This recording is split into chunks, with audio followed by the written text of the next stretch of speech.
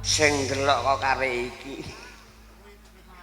Oh iya ijeh ning guri ijeh kok, Pak. Jakeh. Ijeh. Jajal ngene go kowe dak roh. Akeh sing do mulai.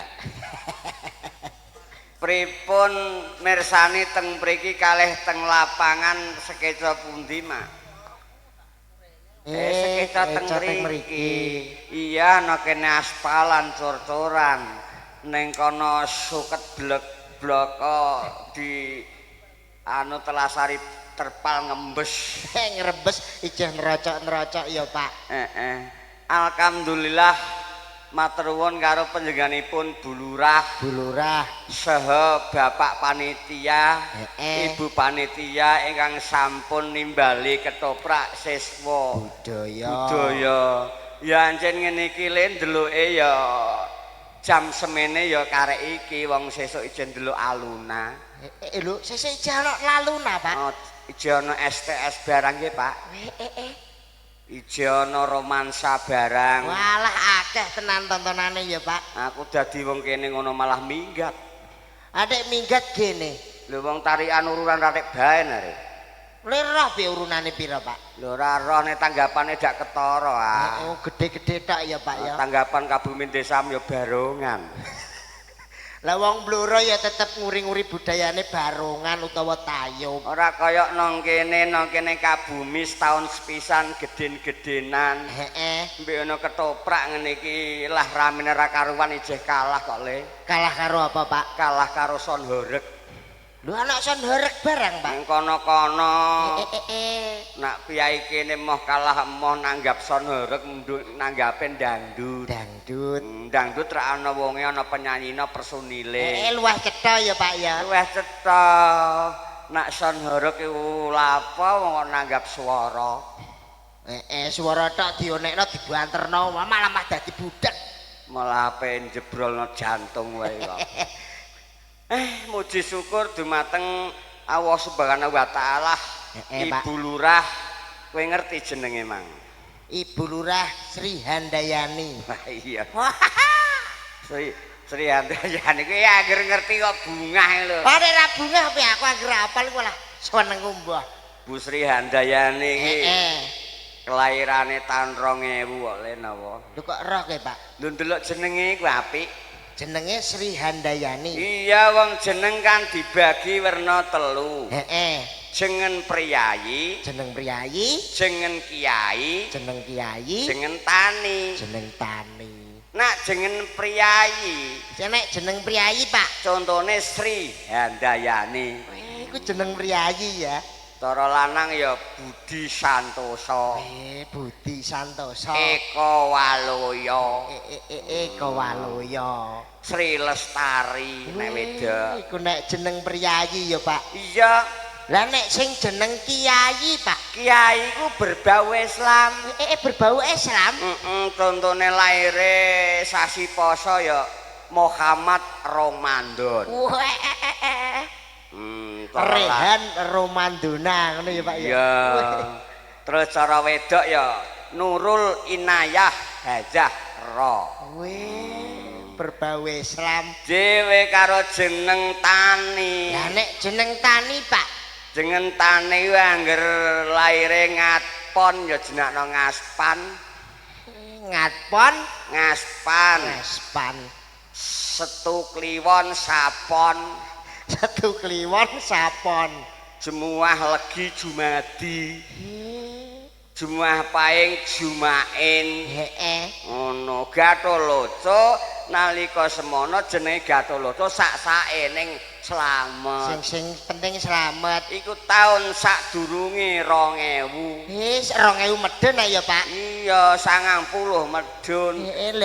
Lah nek kaya Bu Sri Handayani sekitar tahun 99 ke atas. 99 ke atas. Mula kahanan iki matur nuwun no desa kotak iki. Lho kok kotak iku piye iki? Oh, desa arek kotak. Lah desa apa? Desa Pesagi. Lah Pesagi kotak ora Pesagi. Ya maksudnya ora kotak, Pak. Pesagi ngono lho. Desane iki asmanipun Pesagi. Lah iya kotak dak pesagi ya. Eneng aja mbok celuk kotak kowe nek dimamuk danyange kene malah ora iso muleh kowe. Ngono kok diamuk danyang. Lah nek ora wong jeneng desane mbok genti-genti. Ndarah ana dagelan ndara guyon. Ngono ya mbake pun ngertos. Pun ngertos nek kula niki dagelan. Iku mang nek jeneng-jeneng anut kiai, priyayi ambek petani. Iya, ora kaya anu tanggaku nang jengen saenake dhewe. Lho nek tanggamu kene, Pak. Tanggaku iku pakane bakul semangka, mbuhe bakul sledri. Anak-anak jenakno Kodri. Mboke bakul semangka, pakane bakul sledri. Anak-anak jenakno Kodri. Pakane bakul dupa. Lho, dupa ya apa? Menyan lho iki pengalaman ta ora? Sing dingene ngene iku. Iya. Bakul dupa, mbuhe bakul celana. Anak-anak dijenakno Pono. Gampang. Ya nek aku padha karo ngguri omahku apa? Walah ya ora sik omong-omong. Nggon aku ya ana sing aneh kok. Anehe piye, Pak? Mbuke bakul apel, pakane bakul loli. Dage. Gak oleh ngono iki lho, Pak. Lho kok gak oleh ku piye? Lah nek sing mang bakul dupa, mboke bakul celana. Pono dijupuk kok nggurine. Lah iya. Lah sing mang sing bakul semangka, sing sitoke bakul apa? Bakul sledri, jenakno Kodri. Lah iya. Lah nek iki mbuke bakul apel, pakane bakul loli. Lah ya aja. Lho kok aja ku? Aja malah sir-siri wong. Kuwi main ning desane wong kok iso apa Urung ketakokno sapa jengene kok mbok amuk sik ku piye? anak-anak dijenakno Ali. Tak kira Ali. Bakul apel, mbuke bakul loli. Ali. Alah. Tak kira ta ya Ali. Ali omong-amuk iso. Ya padha karo guri omahku, Pak. Heeh. Jenenge anut penggaweane wong tuane ngono kuwi. Piye? Nek sing bapake iki ahli tukang gigi. Tukang gigi pakane sing wedok iki bakulan celana. Oh, anak-anak jenakno Gino. ahli gigi bakul celana Dijenakno Gino. Padha mburi-mburine ya. Mburi-mburine. Heeh. Lah nek sing sitoke iki malah lor omahku, Pak. Piye? Pakane tak tukang titik watu. Heeh. Mboke bakul jeruk. Tak samplok kengko. Lah nek mbok jangan samplok gene. Lah anak-anak dijenakno Kecut. ora ana anak-anak kecut iku. Lah piye? Wancen jeruk iki wancen ana sing kecut ana sing legi. Ya ana jeruk ana sing kecut ana sing legi. Contone aturane bapak panitia mau. Nggih. Wah, kabumi-kabumi kok goreng piya-piya barang. Piye-piye, Pak? Lho mangan sore mau. Sore, Pak. Ana bothok. Ana tempe digubel glepung apa jenenge? Mendoan. Mendoan. Ana piya-piya. Piya-piya loro lombuke sekilo. Lho kok piya-piya lombuke sekilo yuk? Ya paling ora kok 6 kok apa 7 kok sekilo. Maksude sekilo ning kono dijikokno loro telu. Didom. Ibu panitia kene tenanan kok. Apa meneh masake nang belakang balai desa. Pak. Cedhak masak ya nyoba-nyoba karo ketoprak siswa. Matur suwun ya Pak ya. Kanggo sing ibu-ibu pemasak.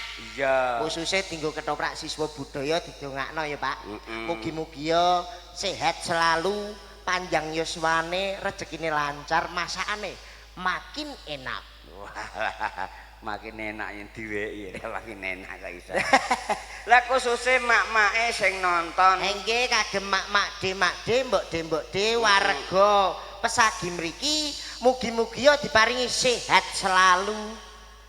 Kathah rezekine kaya miline banyu. Tandurane ijo royo-royo lumintu. Seumben nek panenan melimpah ruah. Amin Allahumma. Alhamdulillah. Ndongakno ngono iku sampean percaya, Mak? Wong ndek rezekine ya sendet-sendet perkara kalah slot. Ngono nek mbok omongno wong kene iku lho, wong hiburan kok. Hiburan. Wah ora apa-apa, hiburan. Iku ijeh slot kan permaine wong-wong. Iya. Lah daripada kowe. Lah apa? Wah, permainan adik sing tidak dibolehi Indonesia. Apa? Togel. Ora masalah. Kok ora masalah iki piye? Togel iku dilarang, Pak. Yang wis dilarang wis prei. Wis prei. Prei dadu ranto. Dadu ranto. Ceki ranto. Tombok togel ranto. Ranto. Saiki aku bandar. Lho, bandar. Malah bandar. Iki mang dienggo paweling-weling warga mriki ya, Pak. Aja nglakoni hal ala sing ngono kuwi.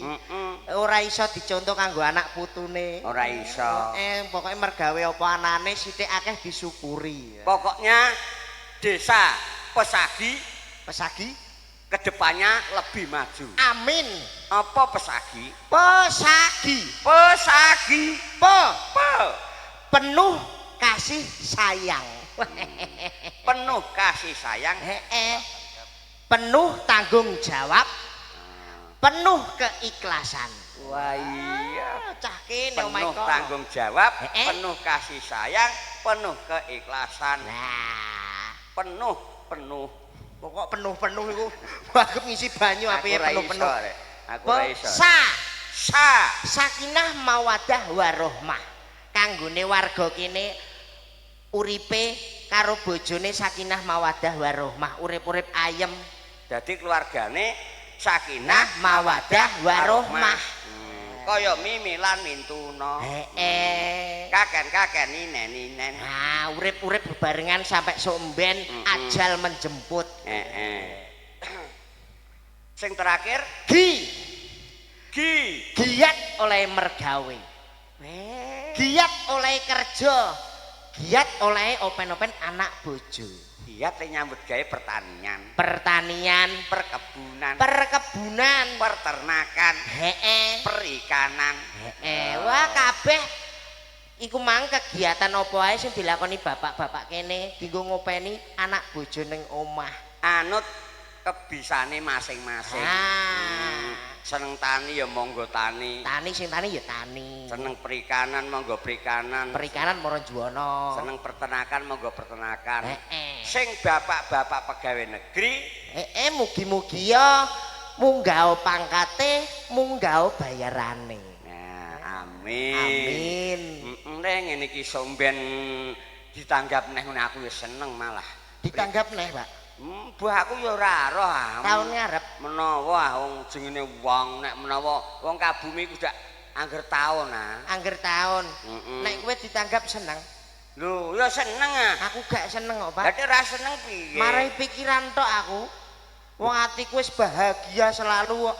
Malah mbok gawe pikiran sok taun ngarep iku piye iki? Maksude piye? Lho ora sok nek sik dina-dina iki ora apa-apa nek prei, Pak. Sasi ngarep ora apa-apa. Lah nek taun ngarep aku dok rondok was-was mikir jero. Lho mikir jero ku piye? Lho lah aku ndagel karo sapa? Lho ya karo aku Kowe ku jeh urip. Lho. Tak platok sisan kene malah. Lho mboten ngocong nggih, Mbah.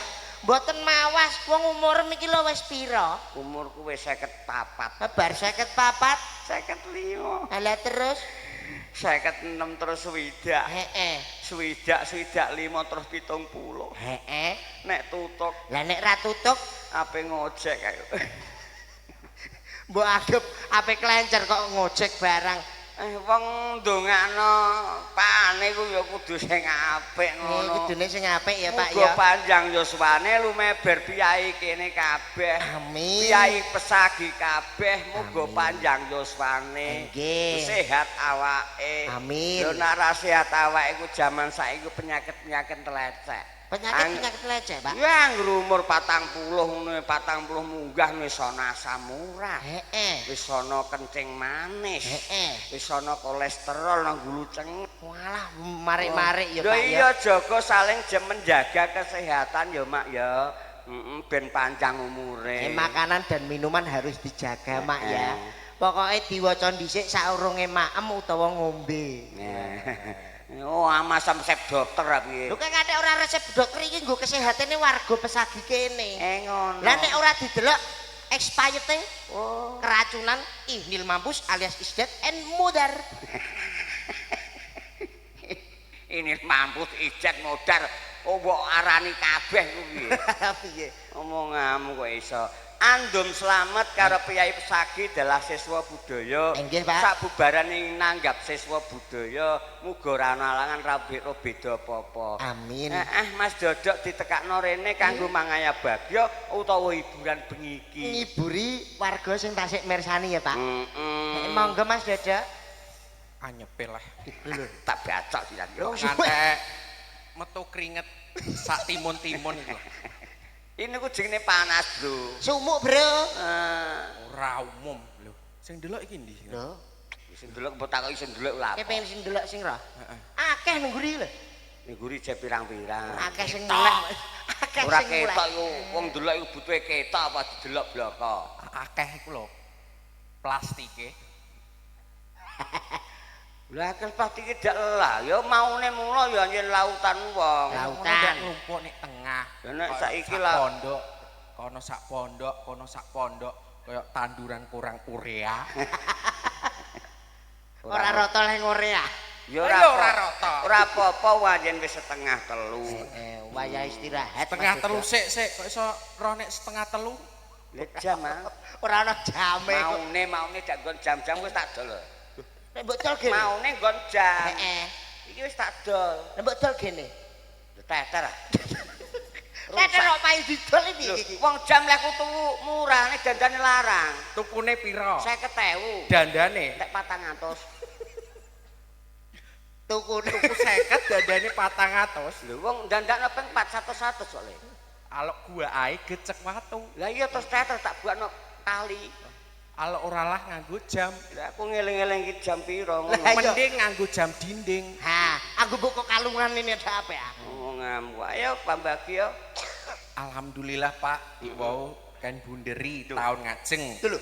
Rabu Kliwon. Oh ya wis merasuk Ah, Mas. iki lho, Mas. Kandhani yo ngene iki ditanggap nes ben. Iki lho dak marai mikir kowe karo aku ah. Lho kok iso mikir? Iki mang wis tak bahas. Heeh, bas piye? Kon bunderi. Heeh. Lah iki lho pas dino iku to ora ngono. Klenteng isih urip apa? Iya, maksudnya iku jek urip kok gak tanggalan iku. Heeh. Kowe isih urip ndang. Lho jek ora berapa? Lho kok malah takok. Lele. Lho babes ngono kok. Isih cakrak ngono. Oh gak. Heeh. Maksudnya nek wis mati dak tak jupukno korek tak sumet neh. Lho mau anggap uplik. Lah nek menawa wonge kok uplik. Anggap aku obor. Ayo. Wah. Nggih. Yuk, saiki lelagon iki mamake. Saiki lagu diparingi, napa, Mas? Lagu dangdut napa campursari make yuk. Sak kersa jenengan. Sae. Lho, tes apa aku lho, Mak? Mpun. Lho. Yuk wau sing derek nyanyi niku nggih. Nggih. Ngapal berarti. Lho, sore mau ndelok campursari. Delok campursari. Lho nganti yaene. Nggih, Mas. Ya ora jajan blas. Yo orang nguyah blas, Mak. Banyu iku omah ngono kok, Pak. Nggawa jagung. Kalau njaluk jagunge, Kalau mbok wehna aku jagung. tawani kowe. Kok malah Yuk diaturi lagu campursari yuk. Sing gayeng yuk ninggal katresnan. ninggal tresnan. Pokoke masyarakat kene aja nganti ninggalake siswa budaya. Pokoke tetep seduluran selawase. Nggih. Didongake mugi-mugi masyarakat Pesagi gemah ripah lo jinawi. Amin. Murah sandang, murah pangan lan papan. Amin, Allahumma amin.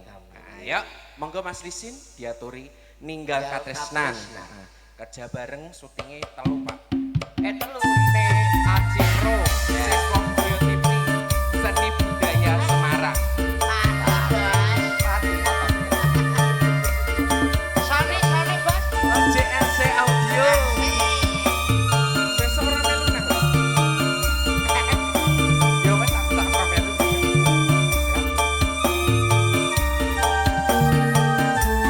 Seswa budaya.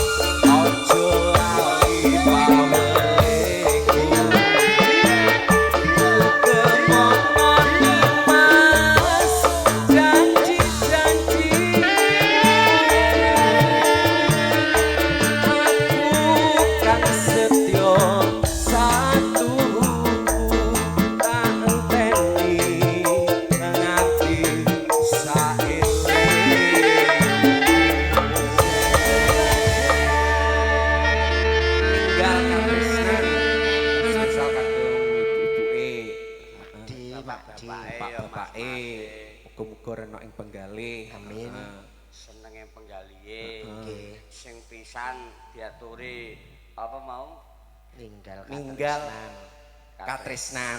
Sing pindho diaturi yuk. Ayo diaturi apa? Ninggal katresnan. Iki mang wis batak bari Pak. Wis. Lagu yang kedua ninggal katresnan. Yo. Kok iso dikaplok iku lho. Wis kena aku bar muni salah. Ninggal wis bos. Wis kowe Wis terbaru. Terbaru apa? Sing sayang-sayang iki lho bos. Ora. Oh gak. Isih lawas lagu iki. sing saru lho. Apa saru? nek saru? PAK. Ya. Suwado bledas ya. Ora ngono. Sing bener PP apa? Ayo dak PP apa? Plono memang yang mensona. Kata idoni kok malah. Heeh, diaturi Mak nggih. Dangdut nggih Mak nggih. Ayo. Bener sing ngelek ya, Pak. Gadis manis Sulawesi. Kalimantan. Kok Kalimantan. keprok, sithik-sithik keprok. Kalimantan. Oh, yo malah aneh-aneh ae. Kalimantan. Tak pecat kowe. Lho kok Sulawesi iku lho. Apa sih bener? Kau Kalimantan.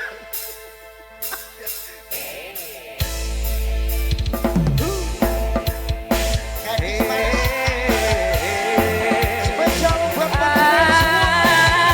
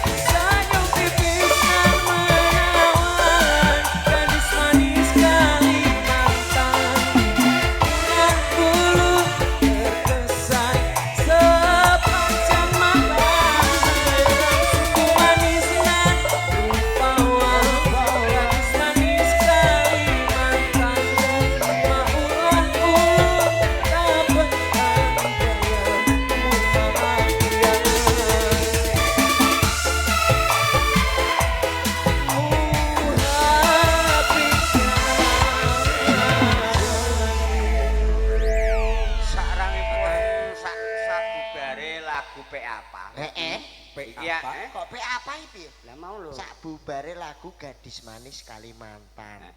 Iki terus nindakake kewajibane dewi-dewi. Yo ndak lali Tidak aja nganti lirwa. Kewajibane apa ditindakno dewi-dewi.